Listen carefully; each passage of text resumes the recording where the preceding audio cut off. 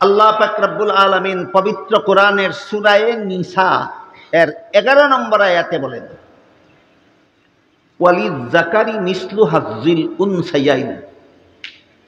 পিতামাতা মারা গেলে পিতামাতার তেজ্য সম্পদে ছেলে পাবে 2 অংশ, মেয়ে পাবে 1 অংশ। বলুন বিধানটা আল্লাহ কোন সূরার কত নম্বর আয়াতে বলেছে? সূরা নিসার 11 নম্বর আয়াতে বলেছে পিতামাতার তেজ্য সম্পদে ছেলে পাবে 2 অংশ, মেয়ে পাবে 1 অংশ।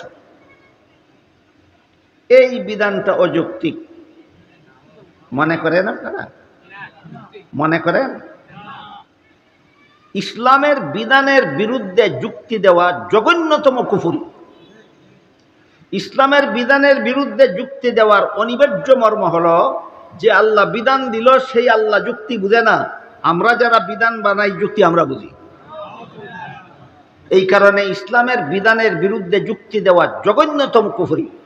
মানুষের জীবনে যত কুফরি কাজ আছে এর মধ্যে সবচেয়ে বড় জঘন্যতম কুফরি কাজ হলো ইসলামের বিধানের বিরুদ্ধে যুক্তি দেওয়া। কারণ এর মাধ্যমে আল্লাহকে যুক্তি বুঝে না সাব্যস্ত করা হয়, আর যুক্তিদাতাদেরকে যুক্তিবাদী সাব্যস্ত করা হয়। আপনারাও কি মনে করেন আল্লাহ যুক্তি বুঝে না? পণ্ডিতেরা যুক্তি বুঝে? তাহলে আল্লাহ যে ছেলেকে দিলেন 2 অংশ, মেয়েকে দিলেন 1 অংশ, যুক্তি ছাড়া? যুক্তি ছাড়া না চূড়ান্ত যুক্তি আছে? কোরআন শিক্ষার ছোঁয়া লাগে না যে সমস্ত নাস্তিকদের অন্তরে, যে সমস্ত বেঈমানদের অন্তরে? এরা কিভাবে বুঝবে এখানে যুক্তিটা কি আছে? এই সমস্ত মহিলারা যাদেরকে কমিশন বানায় দিছে সরকার মহিলা বিষয়ক প্রতিবেদন পেশ করার জন্য, এরা ইসলাম বিরোধী, কোরআন বিরোধী, ধর্ম বিরোধী যত আবেদন পেশ করেছে, এর মধ্যে একটা আবেদন পেশ করেছে পিতামাতার তেজ্য সম্পদে ছেলে মেয়ের অংশ সমান দিতে হবে। ছেলে মেয়ের অংশ সমান দিতে হবে। আল্লাহ বলেছেন ছেলেকে দেওয়া হবে 2 অংশ, মেয়েকে দেওয়া হবে 1 অংশ। আর তারা দাবি করেছে ছেলে মেয়েকে দিতে হবে সমান অংশ। সুতরাং তাদের প্রতিবেদনটা কোরআনের অনুকূলে না বিরুদ্ধে? তারা কি যুক্তি পেশ করেছে? যুক্তি হলো নারী পুরুষের সমান অধিকার চাই। এই যুক্তির ভিত্তিতে যেহেতু নারী পুরুষের সমান অধিকার দিতে হবে, কাজে ছেলেকে যে পরিমাণ সম্পদ দেওয়া হবে মেয়েকে সেই পরিমাণ সম্পদ দিতে হবে। যে সমান অধিকারের যুক্তিতে তারা এই দাবিটা পেশ করেছে। যুক্তি কোরআনের পক্ষে গেল না বিরুদ্ধে গেল?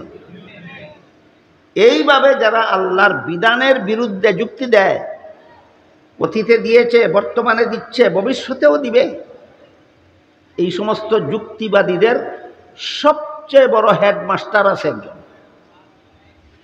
যারা আল্লাহর বিধানের বিরুদ্ধে যুক্তি প্রদান করে এই সমস্ত যুক্তিবাদীদের একজন হেডমাস্টার আছে। হেডমাস্টার, প্রধান শিক্ষক, এদের নাম ইবলিস। আল্লাহর বিধানের বিরুদ্ধে যারা যত যুক্তি দেয় সবগুলি যুক্তিবাদীর একটা হেডমাস্টার আছে।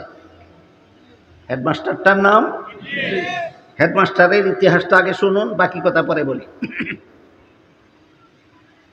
আল্লাহ পাক রব্বুল আলামিন আদম আলাইহিস সালামকে সৃষ্টি করার পর ফিরিস্তাদেরকে আদেশ করেছিলেন সেজদা দিয়ে সম্মান করো। সমস্ত ফিরিস্তারা আল্লাহর হুকুম পালন করলো, সেজদা দিয়ে সম্মান করলো। ইবলিসকে যখন আদেশ করলেন আদমকে সেজদা দিয়ে সম্মান করো, ইবলিস বলল বিধানটা যুক্তিসম্মত নয়। তাহলে আল্লাহর বিধানের বিরুদ্ধে যুক্তি দিল সর্বপ্রথম এই সমস্ত যুক্তিবাদীরা না সকল যুক্তিবাদীদের হেডমাস্টার? হেডমাস্টারের নাম ইবলিস। কেন আমার বিধান যুক্তিসম্মত নয়? ইবলিস বলে যুক্তি।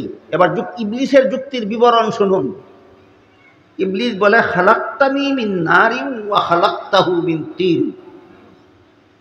আদম সৃষ্টি করেছেন মাটির দ্বারা, ইবলিস সৃষ্টি করেছেন আগুন দ্বারা। মাটির মধ্যে অন্ধকার থাকে, আগুনের মধ্যে আলো থাকে। অন্ধকারের চেয়ে আলো ভালো, তাই মাটির তৈরি আদমের চেয়ে আগুনের তৈরি ইবলিস ভালো। ভালো হয়ে মন্দকে সম্মান করা যুক্তিসম্মত নয়।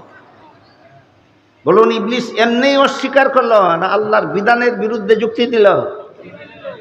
আল্লাহর গোটা সৃষ্ট জগতের মধ্যে আল্লাহর বিধানের বিরুদ্ধে ইবলিসের আগে আর কেউ যুক্তি দেয়নি। সর্বপ্রথম আল্লাহর বিধানের বিরুদ্ধে যুক্তি দিয়েছিল ইবলিস। এই যুক্তির কি কি পুরস্কার পাইল ইবলিস আগে আমরা একটু বুঝে নিই। এই ঘটনার আগে ইবলিস ৮০,০০০ বছর আল্লাহর ইবাদত করেছিল। বলুন কতদিন? ৮০,০০০ বছর আল্লাহর ইবাদত করার পরে আল্লাহ ইবলিসকে সমস্ত পৃথিবীর রাজত্ব দান করেছিলেন। বুঝে থাকলে বলেন ইবলিস কোন দেশের রাজা ছিল? সমস্ত পৃথিবীর রাজা। জান্নাতে বসবাস করার ফ্যাসিলিটি দিয়েছিলেন। বসবাস করত কোথায়? জান্নাতে। যুক্তি দেওয়া মাত্রই আল্লাহ বলেন, তোর ৮০,০০০ বছরের ইবাদতের সওয়াব আমি ধ্বংস করে দিলাম। সমস্ত পৃথিবীর রাজত্ব তোর হাত থেকে ছিনিয়ে নিলাম। এক করে জান্নাত থেকে বহিষ্কার হয়। ভবিষ্যতে চিরকালের জন্য তুই আল্লাহর অভিশাপে অভিশপ্ত। আল্লাহর একটা বিধানের বিরুদ্ধে যুক্তি দিয়া ইবলিসে পাইল 4টা পুরস্কার।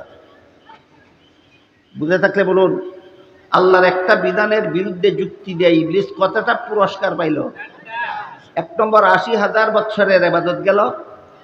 2 নম্বর সমস্ত পৃথিবীর রাজত্ব গেল। 3 নম্বরে জান্নাতে বসবাস করার ফ্যাসিলিটি গেল। 4 নম্বরে চিরকালের জন্য আল্লাহর অভিশাপ। কতদিনের জন্য? চিরকালের জন্য আল্লাহর অভিশাপ। এই ইবলিসের কাহিনী আল্লাহ কোরআনে বারবার বারবার বারবার বলেছেন। কেন? এই কথা বোঝাবার জন্য। কিয়ামত পর্যন্ত এই হেডমাস্টারের ছাত্র যারা হবে তাদের কপালেও তাই জুটবে হেডমাস্টারের কপালও যা জুটেছিল। এই হেডমাস্টারের ইতিহাস শোনার পরে এবার তাদের ছাত্রদের কথা বলি শুনুন। এই হেডমাস্টারের যত ছাত্রছাত্রী আছে দুনিয়াতে, এর মধ্যে একটা ছাত্রীর নাম ছিল তসলিমা নাসরিন। হেডমাস্টারের যত ছাত্রছাত্রী দুনিয়াতে আছে এর মধ্যে একটা ছাত্রীর নাম তসলিমা নাসরিন। তসলিমা নাসরিন বলে কোরআনের সূরা নিসার 11 নম্বর আয়াতে যে বলা হয়েছে, ছেলে পাবে 2 অংশ, মেয়ে পাবে 1 অংশ। বিধান যুক্তিসম্মত নয়। কি যুক্তি? যুক্তি হলো ছেলে যেই বাবার সন্তান, মেয়ে সেই বাবার সন্তান। ছেলের মুখ আছে খাওয়ার দরকার, মেয়েরও মুখ আছে খাওয়ার দরকার। ছেলের শরীর আছে পোশাকের দরকার, মেয়েরও শরীর আছে পোশাকের দরকার। ছেলের জীবনযাপনের জন্য বাড়িঘরের দরকার, মেয়েরও জীবনযাপনের জন্য বাড়িঘরের দরকার। এমত অবস্থায় একই বাবার সন্তান হওয়া সত্ত্বেও ছেলেকে 2 অংশ দিয়ে মেয়েকে 1 অংশ দেওয়ার মানেই হইল নারী পুরুষে বৈষম্য করা, নারীদের প্রতি অবিচার করা। এই যুক্তি আমার জানা মতো বাংলাদেশে সর্বপ্রথম দিয়েছিল তসলিমা নাসরিন। পবিত্র কোরআনের সূরা নিসার 11 নম্বর আয়াতে যে আল্লাহ বললেন ছেলে পাবে 2 অংশ, মেয়ে পাবে 1 অংশ, এই বিধানের বিরুদ্ধে সর্বপ্রথম যুক্তি দিয়েছিল হেডমাস্টারের কোন ছাত্রী? তসলিমা নাসরিন। তখন বাংলাদেশের সমস্ত মুসলমান একসাথে গর্জে উঠেছিল। রাতের অন্ধকারে বুরকা পরে তসলিমা নাসরিন বাংলাদেশ থেকে পালিয়ে সুইডেন গিয়ে আত্মরক্ষা করেছিল। কিন্তু যাওয়ার সময় কতগুলি ডিম পেড়ে রেখে গেছিল বাংলাদেশে। সেই ডিমগুলি পরবর্তীতে ফুটেছে। তসলিমার ডিম ফুটা বাচ্চাদের মধ্যে ওই সমস্ত মহিলারা রয়েছে যাদেরকে বর্তমান অন্তর্বর্তীকালীন সরকার মহিলা বিষয়ক প্রতিবেদন পেশ করার জন্য কমিশন নিযুক্ত করেছে। এই সবগুলি মহিলা তসলিমার ডিম ফুটা বাচ্চা। সবগুলি মহিলা তসলিমার ডিম ফুটা বাচ্চা। তসলিমা যেই সুরে কথা বলেছিল এরা সেই সুরে কথা বলে। তাই আমরা এবার চুল ছাড়া বিশ্লেষণ করে বোঝার চেষ্টা করব তসলিমার যুক্তিটা অধিক শক্তিশালী না আল্লাহর যুক্তিটা অধিক শক্তিশালী। একটু রাখেন না বুঝা হা না করবেন না। তসলিমার যুক্তি বুঝলেন, আমি আল্লাহর যুক্তিটা আগে বুঝাই আপনাদের। কোন যুক্তিতে আল্লাহ বললেন ছেলে পাবে 2 অংশ, মেয়ে পাবে 1 অংশ? কোন যুক্তিতে তসলিমা এবং তসলিমার ডিম ফুটা বাচ্চারা বলে সমান সমান পাবে? সেই যুক্তিটা তো বুঝলেন। ছেলে মেয়ে উভয়টা একই বাবার সন্তান, ছেলের যেমন অনেকগুলি খরচের খাত আছে, মেয়েরও অনেকগুলি খরচের খাত আছে। তাই একই বাবার সন্তান হওয়া সত্ত্বেও ছেলেকে 2 অংশ দিয়ে মেয়েকে 1 অংশ দেওয়ার মানেই হইল নারীকে সুবিচার থেকে বঞ্চিত করা। এটা হইল তসলিমার যুক্তি, তসলিমার ডিম ফুটা বাচ্চাদের যুক্তি। এবার আল্লাহ কোন যুক্তিতে ছেলেকে 2 অংশ মেয়েকে 1 অংশ দিলেন, ওই যুক্তিটা আগে বুঝি, তারপর আমরা তুলনামূলকভাবে বিচার করব তসলিমা এবং তার ডিম ফুটা বাচ্চাদের যুক্তি অধিক শক্তিশালী না আল্লাহর যুক্তি অধিক শক্তিশালী, সে বিচার পরে করব। আগে বুঝি আল্লাহর যুক্তি কোনটা। ইসলামের বিধান মতে ছেলের জীবনে খরচের খাত আছে 3টা। বলুন কটা? 1 নম্বর, ছেলে যেদিন থেকে সাবালক হয় সেদিন থেকে তার লালন পালনের দায়িত্ব তার নিজের। নাকি আপনাদের জানা মতো সাবালক ছেলেকে লালন পালন করা বাবার দায়িত্ব না নিজের? খরচের একটা খাত। যেদিন থেকে বিয়ে করলো সেদিন থেকে বউ ফেলার দায়িত্ব তার গেল, 2টা দায়িত্ব। যখন থেকে সন্তানাদি জন্ম হলো সন্তান লালন পালনের দায়িত্ব ছেলের। বলুন ছেলের জীবনে খরচের হাত কটা হইল? 1 নম্বর সাবালক হওয়ার পর থেকে নিজের লালন পালন, 2 নম্বর বিয়ের পর থেকে বউয়ের লালন পালন, 3 নম্বর সন্তানাদি জন্ম হওয়ার পর থেকে সন্তানাদি লালন পালন। এই 3টা খরচের খাত আছে ছেলের জীবনে। বলুন খরচ আছে কটা? অংশ পাইল কটা? 2টা। খরচ আছে 3টা, অংশ পাইল 2টা। মনে রাখুন, খরচ আছে 3টা, অংশ পাইল 2টা। এবার আসুন মেয়ের জীবনে। ইসলামের বিধানে মেয়েকে লালন পালন করা বাবার দায়িত্ব যতদিন বিয়ে না হবে ততদিন। বিয়ের পূর্ব পর্যন্ত মেয়েকে লালন পালন করা বাবার দায়িত্ব। বিয়ের পর থেকে মরণ পর্যন্ত এই মেয়েকে লালন পালন করা স্বামীর দায়িত্ব। মেয়ের নিজের লালন পালনের দায়িত্ব নাই, স্বামী পালার দায়িত্ব নাই, সন্তান পালার দায়িত্ব নাই। মেয়ের জীবনে খরচের খাত নাই একটাও। মেয়ের জীবনে খরচের খাত নাই একটাও। ছেলে 2 অংশ পাইছিল, 3 খাতে খরচ হইয়া যায়। ছেলে কত অংশ পাইছিল? কত খাতে খরচ হয়? মেয়ে 1 অংশ পাইছিল, খরচই হয় না। এবার বলুন আপনারা 3 খরচ হলার 2 অংশ পাইলে বেশি পায় না নাই খরচ হলার 1 অংশই বেশি? তাইলে আল্লাহর বিধানটা দুর্বল। তসলিমা এবং তসলিমার ডিম ফুটা বাচ্চাদের যুক্তিটা শক্তিশালী না খুদা দ্রোহিতা ছাড়া, বেঈমানি আর কুফরি ছাড়া আর কিছু নয়। এই কুফরি মতবাদ এই সমস্ত তসলিমার ডিম ফুটা বাচ্চা মহিলারা 17 কোটি বাঙালি মুসলমানদের ঘাড়ে চাপিয়ে দিতে চায়।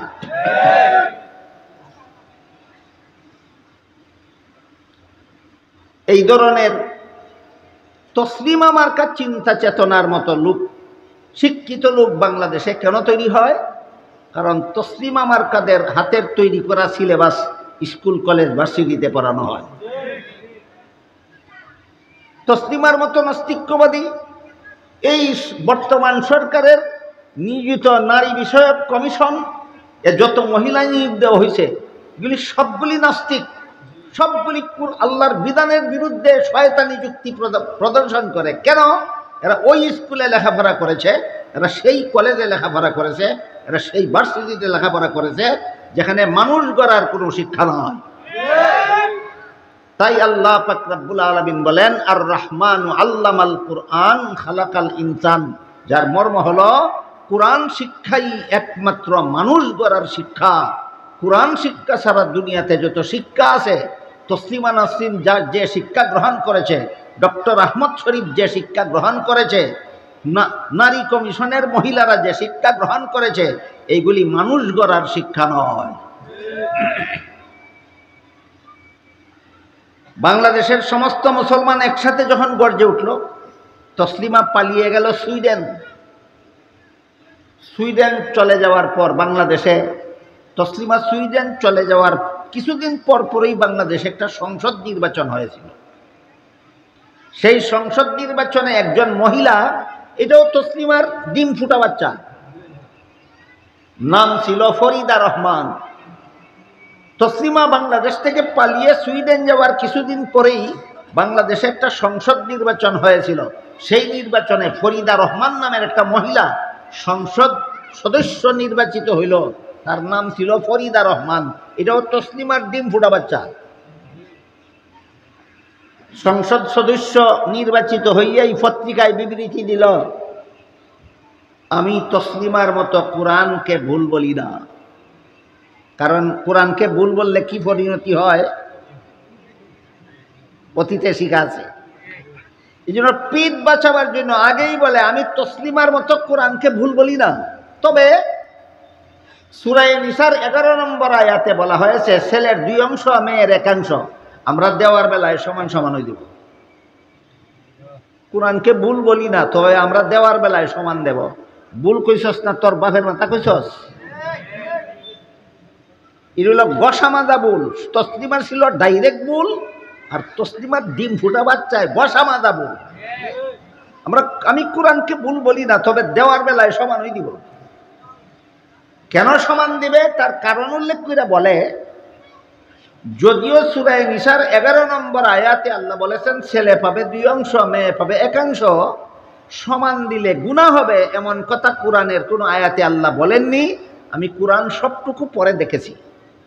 আরে বাবা রে বাবা, তসলিমার ডিম ফুটা বাচ্চায় সবটুকু কোরআন ফিরা দেখছে যে সমান দিলে গুনাহ হবে এমন কথা আল্লাহ কোরআনের কোথাও বলেননি। কাজেই ছেলেকে 2 অংশ মেয়েকে 1 অংশ দেওয়ার কথা বললেও সমান দিলে যেহেতু গুনাহ হবে না, তাই আমি সমান দেব। এবার আমাদের একটু কোরআনের কয়েকটা আয়াত খুঁজে দেখতে হয় যে সমান দিলে গুনাহ হবে কিনা আল্লাহ কোরআন এই ব্যাপারে কি বলে।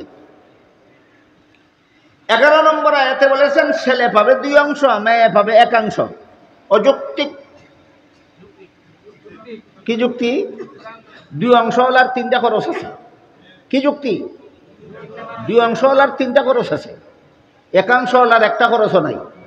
1 অংশওয়ালার 1টা খরচও নাই। সূরা নিসার 11 নম্বর আয়াতে আল্লাহ চূড়ান্ত যুক্তিসম্মতভাবেই বলেছেন ছেলে পাবে 2 অংশ, যেহেতু তার খরচ আছে 3টা, মেয়ে 1 অংশ পাবে, তার খরচ নাই একটাও। 12 নম্বর আয়াতে আল্লাহ বলেছেন আরো কে পাবে কত অংশ। কোনো লোক মারা গেলে তার আত্মীয় স্বজনের আর কে কত অংশ পাবে সেটা বলেছেন 12 নম্বর আয়াতে। 13 নম্বর আয়াতে আল্লাহ বলেছেন এইগুলি তিলকা হুদুদুল্লাহ, এইগুলি আল্লাহর বিধান। 14 নম্বর আয়াতে বলেছেন ওয়ামান ইয়াতাআদ্দা হুদুদাহু ইউদখিলহু নারান খালিদান ফিহা। আল্লাহর এই বিধান, ছেলে পাবে 2 অংশ মেয়ে পাবে 1 অংশ, আরো যে পাবে যত অংশ আল্লাহ বিধান দিয়েছেন, যে মানবে না চিরকালের জন্য জাহান্নামে যাবে। ছেলে পাবে 2 অংশ মেয়ে পাবে 1 অংশ, এটা 11 নম্বর আয়াতের কথা। আর 14 নম্বর আয়াতের কথা হলো যে মানবে না চিরকালের জন্য জাহান্নামে যাবে। কেন? যেহেতু কোনো গুনাহ হবে না। কোনো গুনাহ না হইলে চিরকালের জন্য জাহান্নামে যায়? সুদ খাওয়ার গুনার দ্বারা চিরকালের জন্য জাহান্নামে যায় না দীর্ঘমেয়াদের জন্য? ঘুষ খাওয়ার গুনার জন্য দীর্ঘমেয়াদের জন্য জাহান্নামে যায়। খুনের গুনার জন্য চিরকালের দীর্ঘমেয়াদের জন্য জাহান্নামে যায়। বেনামাজি হওয়ার জন্য দীর্ঘমেয়াদের জন্য জাহান্নামে যায়। কিন্তু ছেলে পাবে 2 অংশ মেয়ে পাবে 1 অংশ, যে মানে না আল্লাহ বলেন চিরকালের জন্য জাহান্নামে যাবে। অর্থাৎ এই বিধান যে মানে না সে মুমিন মুসলমান নয়, সে বেঈমান কাফের। তাহলে তুই যে সারা সমস্ত কোরআন ফিরে দেখলে গুনাহ হবে না, তুই কোরআন কি গুড়ার ডিম পড়ছস? আর কি গুড়ার ডিম বুঝছস? ফরিদা কোরআন কেমন ফরা পড়ছে এটা আপনাদেরকে বোঝাবার জন্য একটি উদাহরণ দিচ্ছি, শুনুন। 6টা অন্ধ লোক গেছিল হাতি দেখতে। হাতি কেমন লোক? অন্ধ লোক, চোখে দেখে না, হাতি দেখবে কিভাবে? হাত বুলাইয়া দেখে। এখন তো হাত বুলাইলো হাতির পিঠে, এখন তো হাত বুলাইলো হাতির পেটে, এখন তো হাত বুলাইলো হাতির পায়ে, আর এখন তো হাত বুলাইলো হাতির লেজে, আর এখন তো হাত বুলাইলো হাতির কানে, আর এখন তো হাত বুলাইলো হাতির দাঁতে। এইভাবে হাত বুলাইয়া হাতি দেখার পরে যখন ফিরে আসলো বাড়িতে, লোকেরা জিজ্ঞাসা করে, অন্ধরা, হাতি কেমন দেখলা? যেই অন্ধ হাতির পিঠে হাত বুলাইছিল সে বলে হাতি খাটের মতো। যেই অন্ধ হাতির পেটে হাত বুলাইছিল সে বলে হাতি দানের গুলার মতো। যে অন্ধ হাতির পায়ে হাত বুলাইছিল সে বলে হাতি কলা গাছের মতো। যে অন্ধ হাতির লেজে হাত বুলাইছিল সে বলে হাতি লাঠির মতো। যে অন্ধ হাতির কানে হাত বুলাইছিল সে বলে হাতি কুলার মতো। যে অন্ধ হাতির দাঁতে হাত বুলাইছিল সে বলে হাতি মূলার মতো। আপনারা বলেন তো, হাতি কুলার মতো না মূলার মতো? এই অন্ধের দলে হাতি যেমন দেখা দেখছে, তসলিমার ডিম ফুটা বাচ্চারা কুরআন তেমন পড়া পড়ছে।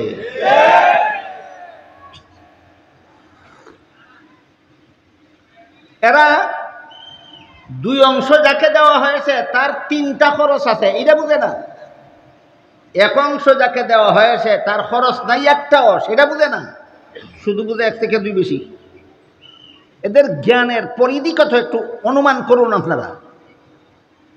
আল্লাহর বিধানে যে ছেলেকে অংশ দুইটা দেওয়া হয়েছে তার খরচ আছে তিনটা খরচ আছে, সেটা বুঝে না, খালি বুঝে দুই অংশ দেওয়া হয়েছে।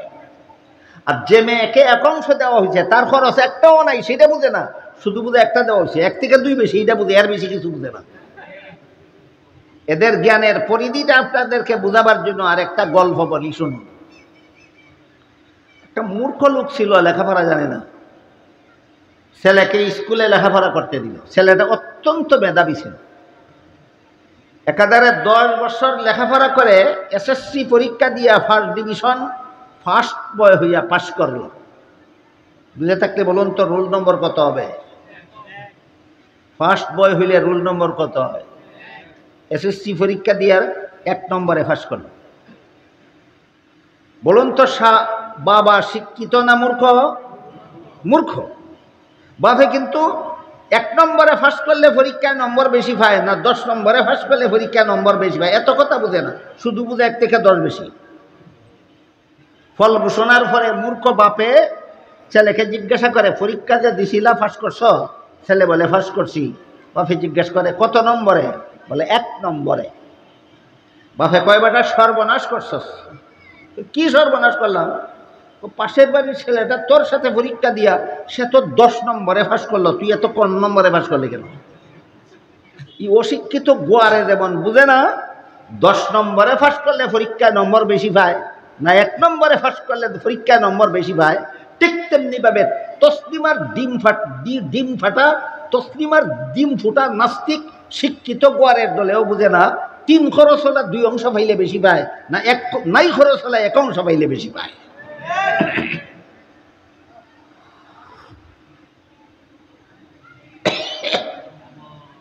হাকিমুল উম্মত হযরত আল্লামা আশরাফ আলী থানভী রাহমাতুল্লাহি আলাইহি আল মাসালিহুল আকলিয়া নামক কিতাবে লিখেছেন, ইসলামে এমন কোনো বিধান নাই যার পক্ষে চূড়ান্ত কোনো যুক্তি নাই, কিন্তু ইসলামের সকল বিধানের যুক্তি বোঝার যোগ্যতা সকল পণ্ডিতের মাথায় নাই। বুঝে থাকতে বলুন, ইসলামী বিধানের যুক্তি নাই না পণ্ডিতের মাথায় বোঝার যোগ্যতা নাই? তাহলে এবার বলুন, ছেলেকে যে আল্লাহ 2 অংশ দিলেন সূরা নিসার 11 নম্বর আয়াত, আর মেয়েকে যে 1 অংশ দিলেন, ছেলেকে 2 অংশ দিলেন কোন যুক্তিতে? খরচ আছে 3টা। বলুন, ছেলেকে 2 অংশ দিলেন কোন যুক্তিতে? খরচ আছে 3টা। মেয়েকে 1 অংশ দিলেন কোন যুক্তিতে? এবার আপনারা নিজেদের বিবেককে জিজ্ঞাসা করে বলুন, তসলিমার ডিম ফুটা বাচ্চাদের মতো আপনাদের মস্তক যদি পচে না গিয়া থাকে, তাহলে নিজের বিবেককে জিজ্ঞাসা করে বলুন, 3 খরচ হলার 2 অংশ পেয়ে বেশি পেল না নাই খরচ হলার 1 অংশই বেশি? 1 অংশই বেশি। মেয়েকে ছেলের থেকে কম দেওয়া হয়নি, বেশি দেওয়া হয়েছে। কম দেওয়া হয়েছে না বেশি দেওয়া হয়েছে? তাইলে আল্লাহর বিধানে ছেলে মেয়ের সমান অধিকার না মেয়ের অগ্রাধিকার? আল্লাহর বিধানে ছেলে মেয়ের সমান অধিকার নয়, মেয়ের অগ্রাধিকার। আল্লাহর বিধানে নারী পুরুষের সমান অধিকার নয়, পুরুষের উপর নারীর অগ্রাধিকার। এই সমস্ত নাস্তিক্যবাদী কীর্তিকলাপ, এই সমস্ত বেঈমানি আর কুফরি কথাবার্তা, এই ছেলের উপর মেয়েকে অগ্রাধিকার দেওয়ার পরেও সমান অধিকারের দাবি করে কোরআনের বিরুদ্ধে কথা বলা, আল্লাহর বিধানের বিরুদ্ধে কথা বলার মতো এরকম নাস্তিক্যবাদী মন মানসিকতা মাদ্রাসায় পরে তৈরি হয় না স্কুল কলেজ ভার্সিটিতে পড়ে? কারণ কি? স্কুলে কোনো শিক্ষা নাই, কলেজে কোনো শিক্ষা নাই, ভার্সিটিতে কোনো শিক্ষা নাই। শিক্ষা হওয়ার পরে এগুলি গোয়ার হয় কেন, মূর্খ হয় কেন? এত উচ্চ শিক্ষা গ্রহণ করার পরেও এরা এই যৌনাচারের বেলায় কুকুর বিড়াল শৃগালের মতো হাইওয়ান জানোয়ার হয় কেন? একমাত্র কারণ আল্লাহ যে বলেছিলেন কোরআন শিক্ষাই একমাত্র মানুষ গড়ার শিক্ষা। কাজেই কোরআন শিক্ষার ছোঁয়া যাদের অন্তরে লাগে না, এরা যত বড় শিক্ষিত হবে তত বড় জানোয়ার হতে বাধ্য।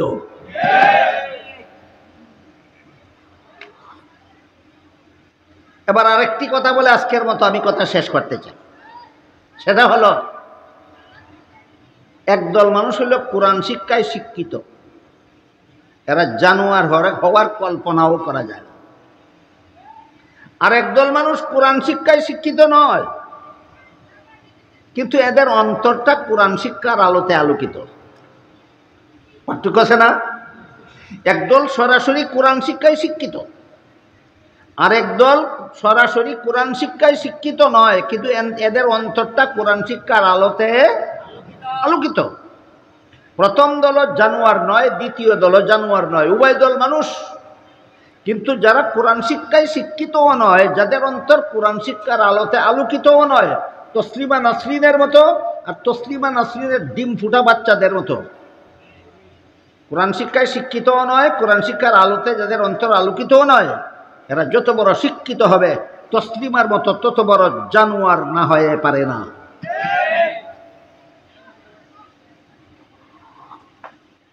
এবার কার কার অন্তর?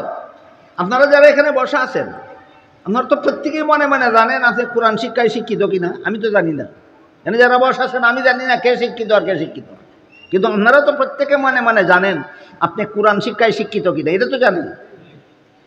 যারা যারা মনে মনে জানেন আমি কোরআন শিক্ষায় শিক্ষিত না, আপনাদের কার অন্তর কোরআন শিক্ষার আলোতে আলোকিত আর কার অন্তর কোরআন শিক্ষার আলোতে আলোকিত নয়, এর একটা স্কেল আমি আপনাদের হাতে তুলে দিতে চাই।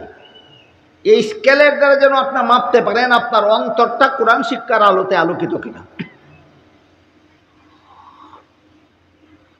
এই প্রসঙ্গেই বলছিলাম, বাংলাদেশের primary school, high school, college, varsity এর কোনো একটা পাঠ্য বইয়ে লেখা নাই বিয়া ছাড়া সন্তান জন্ম দেওয়া হারাম।